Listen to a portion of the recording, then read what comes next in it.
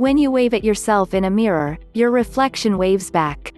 But the hand your reflection waves back with is the opposite hand from the one you're waving with. This doesn't pose a problem for most of us, since we could just as easily have chosen the opposite hand to wave with, and our reflection then would have waved back with its opposite hand as well. But for the universe, and in particular, for any particle experiencing an interaction through the weak force, some interactions only occur for the left-handed version. The right-handed versions, despite our best efforts to locate them, simply don't exist. But why? Why does the universe have this property, and why does it only show up for the weak interactions, while the strong, electromagnetic, and gravitational interactions are all perfectly symmetric between left-handed and right-handed configurations?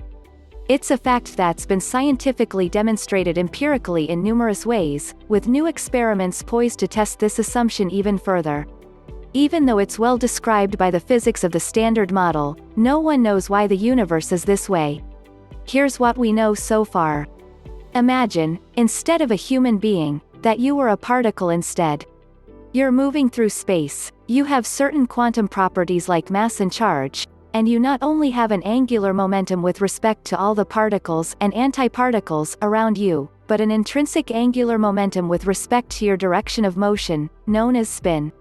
The specific quantum properties that you have, as a particle, determine and define exactly what you are. You can imagine both left-handed and right-handed versions of yourself by using your hands.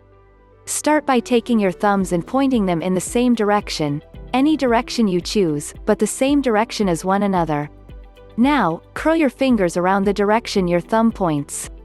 If you look head onto your thumbs, as though your thumbs were coming towards you, you'd be able to see the difference in spin. The left-handed particles all spin clockwise, while the right-handed particles all spin counterclockwise. Most of the time, physics doesn't care which way you're spinning, the laws and rules are the same. A spinning top obeys the same laws of physics whether it spins clockwise or counterclockwise. A planet that spins on its axis obeys the same rules whether it spins in the same or the opposite direction to its orbit. A spinning electron that cascades down to a lower energy level in an atom will emit a photon irrespective of which direction the electron spins in.